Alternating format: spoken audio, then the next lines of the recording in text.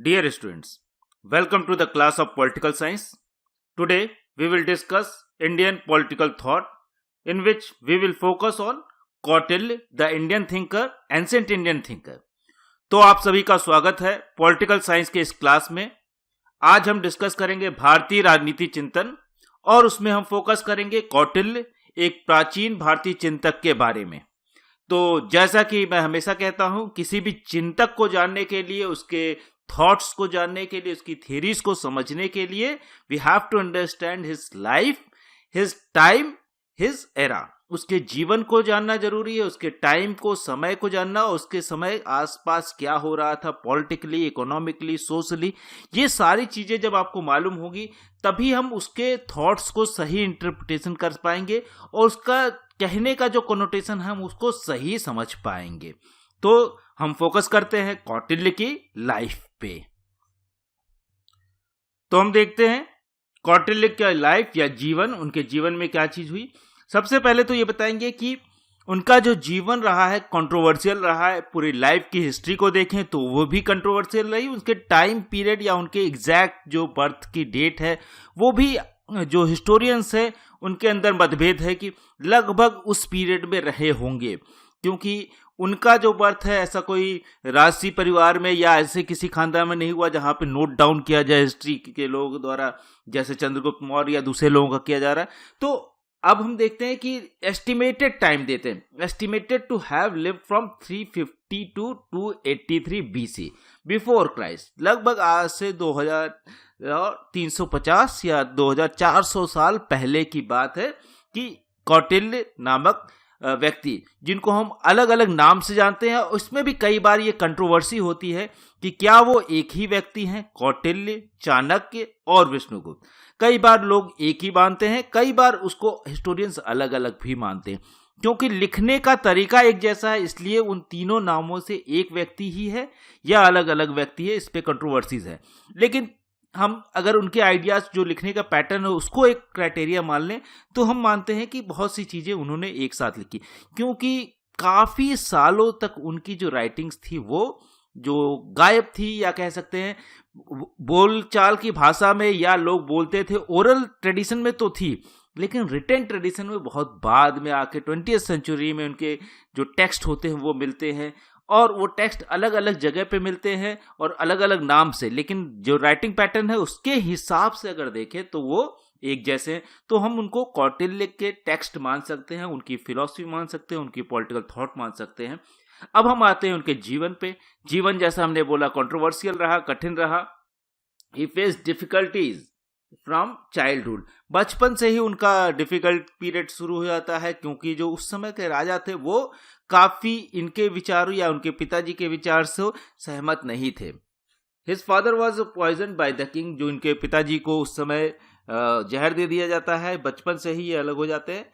बाद में ये ही लेफ्ट द पाटलिपुत्र। पाटलिपुत्र आज का कह सकते हैं पटना जो है, वहां पे रहते थे। By taking oath to return for justice, कि आप जब अपने पिताजी की मृत्यु या उन राजा को समझाने जाते हैं और राजा इनकी बेइज्जती करते हैं, तो यहां से वो निकलते हैं कि इसको हम खत्म कर देंगे, और इस कमिटमेंट के साथ, इस वचन के साथ जाते हैं और वहां पाटलिपुत्र को छोड़ देते हैं। और उसके बाद Kautilya has education at Takshashila. Takshashila चले जाते हैं, जो कि आज पाकिस्तान के अंदर है। तक्षशिला पाकिस्तान को जो पंजाब प्रोविंस है उसके अंदर तक्षशिला, और उस समय का एक बहुत बड़ा एजुकेशन हब हुआ करता था, जहां पे तमाम सारे विद्वान हुआ करते थे, और उसमें ही चाणक्य की शिक्षा दीक्षा होती है या कौटिल्य की शिक्षा दीक्षा होती है वो, और उसके बाद में वो वहां पढ़ाते भी हैं। He started teaching in university and two of his student Bhadrabhatta and Purushadatta played an important role. कि ये जो लोग हिस्टोरियंस हैं या बाद में देखते हैं कि किस तरह से इन्होंने चीजों को लिखा है, इनके जो स्टूडेंट्स हैं, और पूरा जो आइडिया है इनका ये वहां से शुरू होता है, इनकी जो फिलॉसफी शुरू होती है। बाद में अगर हम देखें तो ही बिकेम मिनिस्टर। बाद में जब ये लौट के आते हैं, जब एम्पायर को खत्म कर देते हैं नंद वंश का जो, उसके बाद चंद्रगुप्त मौर्य को जब ये स्टेब्लिश कर देते हैं एक राजा की तरह, तो 317 टू 293 बीसी तक ये मिनिस्टर रहते हैं, जिसको अमात्य भी कह सकते हैं खुद भी। तो he wrote his famous book अर्थशास्त्र। उसी टाइम पीरियड में ये अर्थशास्त्र लिखते हैं। ऑल दो अर्थशास्त्र का मतलब इकोनॉमिक्स हो सकता है या कहते हैं लेकिन इसमें अर्थशास्त्र का मतलब यहाँ पे पूरा एंटायर पॉलिटिक्स की बात करते हैं, डिप्लोमेसी की बात करते हैं, ऐसा सभी कुछ है। सोसाइटी के बाद में कहते हैं रूलर्स के लिए क्या क्या चीज़ें होनी चाहिए वो भी बात करते हैं। तो इसलिए इनको कई बार जो ईस्ट का मैकियावेली भी बोला जाता है कि मैकियावेली जिस तरह से वेस्ट में ये दिया था उसी तरह से ईस्ट में अगर हम देखें तो अर्थशास्त्र के अंदर, और ये काफ़ी पहले दे जाते हैं, मैकियावेली तो बहुत लेटर पीरियड में देते हैं। अगर हम देखें तो अरिस्टोटल से इनकी तुलना की जा सकती है क्योंकि टाइम पीरियड भी लगभग एक जैसा है और उनके आइडियाज़ भी बहुत प्रैग्मेटिक थे, प्रैक्टिकल थे। इनके आइडियाज़ भी बहुत प्रैक्टिकल थे। द अर्थशास्त्र was discovered and translated by German scholar Jacob in 1904 and 1909 respectively. तो दो अर्थशास्त्र के अलग अलग टुकड़ों में मिलती है। तो 1904 में जो मिलते हैं 1909 में मिलता है। जैसे हमने बोला कि 20वीं सेंचुरी में जाके इनके राइटिंग्स मिलना शुरू होती हैं और माना जाता है अलग अलग राइटिंग्स एक हैं क्योंकि एक तरीके से लिखी गई हैं, हो सकता है। तो हम देखते हैं अर्थशास्त्र जो इनकी मोस्ट सेलिब्रेटेड बुक है वो कब लिखी जाती है।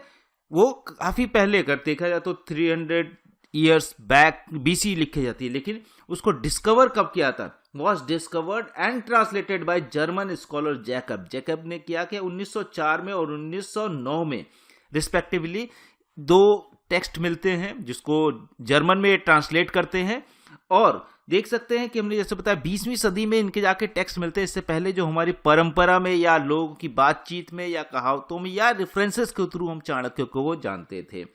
इसके बाद अगर देखें तो जॉली नाम के व्यक्ति जो है वो इंग्लिश में, उसको इंग्लिश जो हिस्टोरियन है वो इसको इंग्लिश में भी ट्रांसलेट करते हैं और तब जाके हम चाणक्य को ऑथेंटिक सोर्स से हम पता कर पाते। इससे पहले चाणक्य के बारे में अगर हम देखें तो चाणक्य जो हमने बताया कि रेफरेंसेस में तो बहुत मिलते थे। कई बार जो कूटनीतिक चीज़ें होती थी उसमें चाणक्य का रेफरेंस आता था, लोगों की भाषाओं में थे लेकिन या टेक्स्ट में भी थे, लेकिन ओरिजिनल टेक्स्ट जो चाणक्य का था तभी मिलता है। इसके बाद जो भारतीय चिंतक होते हैं वो भी इस पे काम करते हैं। उसमें देखें तो हम इसको एडिट करते हैं। आर समाजशास्त्री और गणपत शास्त्री जो भारतीय हिस्टोरियंस है ये लोग भी उसको करते हैं और ये ऑथेंटिसिटी देते हैं कि काफ़ी हद तक सिमिलर टेक्स्ट होने की वजह से अगर अलग अलग नाम से, चाहे वो विष्णुगुप्त के नाम से हो, चाणक्य के नाम से या कौटिल्य के नाम से, ये तीनों ही व्यक्ति एक ही है और इनके जो राइटिंग्स है उसको एक में मिलाया जा सकता है। इसके बाद अगर देखें तो Kangle compiled all manuscript in his 3 volume project. इनके जितने भी मैन्युस्क्रिप्ट मिलते हैं जिसको अलग अलग नाम से जानते हैं उनको एक वॉल्यूम में ये कंपाइल करते हैं और आज के लिए हमारे लिए एक सोर्स बनता है कौटिल्य को पढ़ने का, समझने का और जानने का। इसके बाद अगर देखें तो इनके अकॉर्डिंग जो, क्योंकि हम पॉलिटिकल साइंस में पढ़ रहे हैं तो सबसे पहले ज़रूरत क्या होती है जब हम पॉलिटिकल साइंस को क्यों पढ़ते हैं, किसी भी फिलोसोफर को हम पॉलिटिकल साइंस में तभी पढ़ते हैं जब वो डायरेक्टली पॉलिटिक्स से या स्टेट से रिलेटेड होता है। चाहे हम प्लेटो को देखते हैं, प्लेटो को भी हम जब पढ़ रहे होते हैं तो क्या होता है कि प्लेटो ने जब स्टेट के बारे में बात करना शुरू किया है, सुकरात भी जब स्टेट के बारे में बात करना शुरू करते हैं तो हम उनको पॉलिटिकल साइंस में पढ़ना शुरू करते हैं। इससे पहले वो दूसरी फिलॉसफी, नॉलेज के बारे में, आत्मा के बारे में या तमाम दूसरी चीज़ों के, बायोलॉजी के बारे में, फिजिक्स के बारे में वो दे रहे हैं तो बहुत तक हम उनको पॉलिटिकल साइंस। जैसे ही आइडिया ऑफ स्टेट आता है या स्टेट का फॉर्मेशन या स्टेट क्राफ्ट या स्टेट के बारे में कोई भी जो थियरीज है वो आती हैं तो हम उसको पॉलिटिकल साइंस में एनालाइज करने की कोशिश करते हैं। तो स्टेट इन अर्थशास्त्र, तो हमने बोला जैसा कि अर्थशास्त्र तो इनकी सबसे फेमस बुक है और सब कुछ ज़्यादा कुछ स्टेट के बारे में या पॉलिटिक्स के बारे में इसमें सिर्फ आर्थिक चीज़ों से रिलेटेड चीज़ें नहीं हैं बल्कि हमने जैसे बताया पॉलिटिक्स से लेके हर एक चीज़ के बारे में अर्थशास्त्र में डिस्कस किया गया है। रूल जो होगा, राजा के लिए क्या होगा, रूलर कैसे काम करे, ये सारी चीज़ें एक लॉ बनाते हैं वो। He has not said anything explicitly on the origin of state. Origin of state के बारे में ये बहुत ज़्यादा नहीं कहते। मत्स्य अवतार या इस तरह की चीज़ें कहते हैं कि लोगों के अंदर मत्स्य के प्रति वो सही से नहीं रूल चला पा रहे थे, रोजों ने अपने